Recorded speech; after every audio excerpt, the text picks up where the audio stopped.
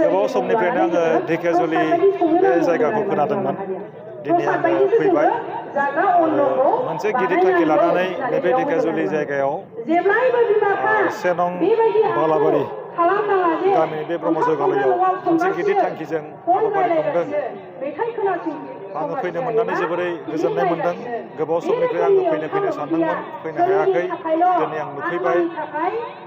दुलाराय ब्रह्म धोरोम लाइमोन आफादखौ 2000 मायथाइयाव जोनोम होनाय जादोंमोन आरो बै समनिफ्राय दिनै 20-22 बोसोरनि बारा जाबाय। बै समाव बे लाइमोन आफादा मोनसे फिसा महरल'मोन।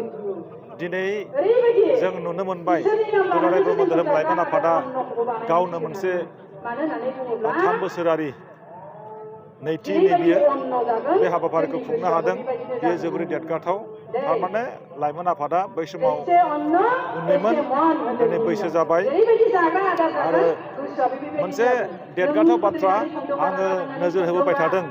बै समनिफ्रायनो लाइमोन आफादा गोबाव आरो गोब्राब नाजानायनि गेजेरजों समाज फोसाबनाय हाबायाव नांथाबबोदों। जों नुनो मोनदों जोंनि बे ओनसोलनि लाइमोन सेंग्रा सिख्लाफ्रा गोबाङानो ब्रह्म धर्मआव दीक्षा लादों। आं नुनो मोनदों खायफा निरामिस जाबाय, दीक्षा लायाखैब्लाबो निरामिस जाबाय। खायफा बिब्दिनो गाज्रि बा समाजारि हेंथा हाबायावबो थाबायनायखौ जों नुदोंमोन। गाहाय थांखि मेन ट्रेक बेनिफ्राय एसे आन्दायलांदोंमोन। नाथाय ब्रह्म धोरोमाव दीक्षा लाखांनानै बै लाइमोन सेंग्रा सिख्लाफ्रा गाहाय थांखियाव फैफिनबाय। समाजारि हेंथा हाबा मावनायफोरखौ नागारनो हमबाय। जों नुनो मोनदोंमोन बैसागु दमासि बा जानुवारि 1 अक्ट'फोराव जोंनि लाइमोन सेंग्रा सिख्लाफ्रा जायै लोङै गावनि महरखौनो बावनाय, जायै लोङै रंजानानै गाव सोर बेखौ सिनायनो बावनाय, जायै लोङै गाव मा मावनांगौ बेखौ बावलांनाय, बेखौ जों नुनो मोनदोंमोन। जोंनि समाजाव बिराद मोनसे गुबुंले थासारि फैदोंमोन। दिनै जों नुबाय सेंग्रा सिख्लाफ्रा बा उन्दै उन्दै गथ'फ्रानो गुफुर ड्रेस गाननानै धोरोमनि फोथाराव नुजाफैदों। धोरोमनि लामाजों गावखौ सिनायनो नाजादों। धोरोमनि लामाजों समाजाव सासे बैसोगोरा सुबुं जानो नाजादों। धोरोमनि लामाजों बियो थांनानै थानो नाजादों। बे जोबोरै मोनसे मोजां। जोंनि बे जिउआ जोबोरै बेसेन गोसा। जोंनि जिउखौ जोङो बायनानै मोना, जोंनि जिउखौ जों नागिरनानै मोना। बेनिखायनो लाइमोन सेंग्रा सिख्लाफ्रा जाहाथे गाव गावनि जिउखौ नस्थ' खालामा, बेखौनो आं खावलायबाय। आरो साफ्रोमबो मिडिया पार्सन नोंथांमोनखौ आं साबायखर बावबाय। गोजोन्थों। गुरुदेव कालिचरण ब्रह्म ट्रास्टनिफ्राय जोङो डिमान्ड होदों बिटिआर सरकारनि खाथियाव गुरुधामखौ मोनसे इन्टारनेसनेल रिलिजियास टुरिस्ट पस्ट खालामनांगौ होननानै। आरो जोंनि मिथिनायाव जे दानि जे बिटिआर सरकार प्रमद बर'नि दैदेननायाव बिथाङा इनिसियेटिभ लाबाय। जों मिथिनो मोननायाव बिथाङा फाउन्डेसनबो खालामबाय। जोंनि आसामनि मानगोनां गभर्नर प्रफेसर जगदीश मुखी बिथांनि आखाइजों फाउन्डेसनखौ इन'ग्रेसन खालामबाय। दा जोङो मिजिंथिदों उननि समाव बे गुरुधामा मोनसे इन्टारनेसनेल रिलिजियास स्पट जागोन होननानै जोङो मिजिंथिदों। आरो बेनि गेजेरजों रोजा रोजा सुबुङा थुलुंगाखांगोन। बेनि गेजेरजों गुरुदेव कालिचरण ब्रह्मनि जि फिल'सफि बियो थांनानै थागोन आरो गुवार जायगा आवग्रिनानै लानो हागोन। जोङो बुंनांगोन गुरुदेव कालिचरण ब्रह्मआ सासे धोरोम गुरुल' नङा।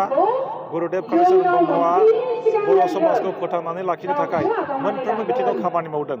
रांखान्थि, राजखान्थि, सोलोंथाइ मोनफ्रोमबो बिथिङाव खामानि मावदों। दा बेनिखायनो गुरुदेव कालिचरण ब्रह्मनि जि फिल'सफि बेखौ फोथांनानै लाखिनांगौआ जोंनि बिबान आरो बिथांनि फिल'सफिया थांनानै थानांगौ। दिनै जायखिजाया राजखान्थि दोलोनि दैदेनगिरिफोर बा सोरखारनि दैदेनगिरिफोर बिथांमोनखौ आं खावलायगोन गुरुदेव कालिचरण ब्रह्मनि जि लिडारशिप स्टाइल, बे लिडारशिप स्टाइलखौ बिथांमोनहा फल' खालामनांगौ। आरो गुरुदेव कालिचरण ब्रह्मआ जेरै जाय स्टाइलखौ लानानै खामानि मावलांदोंमोन, जाय क्वालिटिखौ लानानै, जाय आदर्शखौ लानानै खामानि मावलांदोंमोन, थिग बेबादिनो दानि दैदेनगिरिफ्राबो खामानि मावनांगौ। बेखौ आं लुबैदों। गोजोन्थों। आरो बेयो जोंनि मोनसे साक्सेसफुल होननानै आङो बुंगोन। आङो बुंबावगोन जे जोङो धोरोमनि बे फोथारावल' कनफाइन जायालासिनो जोंनि लाइमोन सेंग्रा सिख्लाफ्रा फरायनायखौ गाहाय खालामनानै आवगायलांनांगौ। मानो होननानै बुङोब्ला फरायनायजोंसो जोङो सासे बैसोगोरा सुबुं जानो हायो। फरायनायजोंसो जोङो सासे समाजनि बाहायजाथाव सोद्रोमा इउसफुल मेम्बार जों जानो हायो।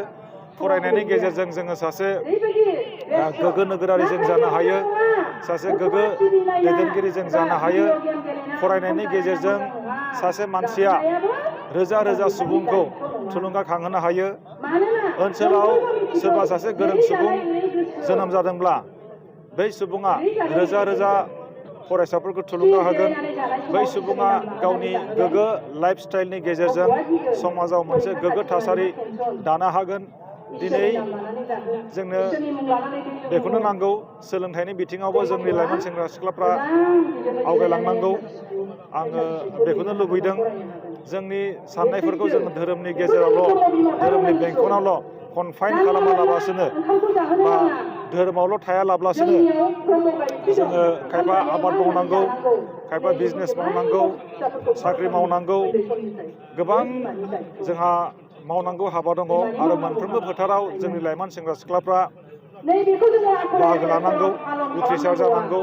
दिनै जोंनि समाजाव जों नुनो मोन्दों उन्दै उन्दै गथ'फ्रा गावनि फरायनायखौ आद्रा ससेयाव नागारनायखौ जों नुनो मोन्दों। उन्दै उन्दै गथ'फ्रा ड्राग्स जानाय जों नुनो मोन्दों।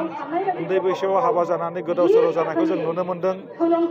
नाथाय लाइमोन सेंग्रा सिख्लाफ्रा बेखौ बुजिनांगोन जे 39 बोसोरनिफ्रायनो देहायारि जोथोननि बिथिङाव बुहुमनि बयजोंबो फोथायजानाय, लोगोसे साबसिन आरो रावजोंबो रुजुजायै गोरोन्थि गैयै फिथाइनि रादाय होग्रा एप'ल' डायग्नोस्टिक्सआ नोंथांमोननि साखाथियाव सौफैबाय। बे एप'ल' डायग्नोस्टिक सेन्टाराव थैजों सोमोन्दो थानाय गासिबो बेराम, कभिड-19 बेराम, खि, हासुदै आरो गुबुन गुबुन बेरामनि आनजाद खालामनाय जायो। नोंथांमोनहाबो आनजाद खालामजाफैनो हागोन। थङा जाबाय क'क्राझार टाउननि मालदां बाजारनि साखाथियाव थानाय रिलायन्स पेट्रल पाम्पनि उल्थाथिं। रोखायै मिथिनो थाखाय नोंथांमोनहा 6001517103 नाम्बाराव सुलु लानो हागोन। एप'ल' डायग्नोस्टिक सेन्टार, क'क्राझार।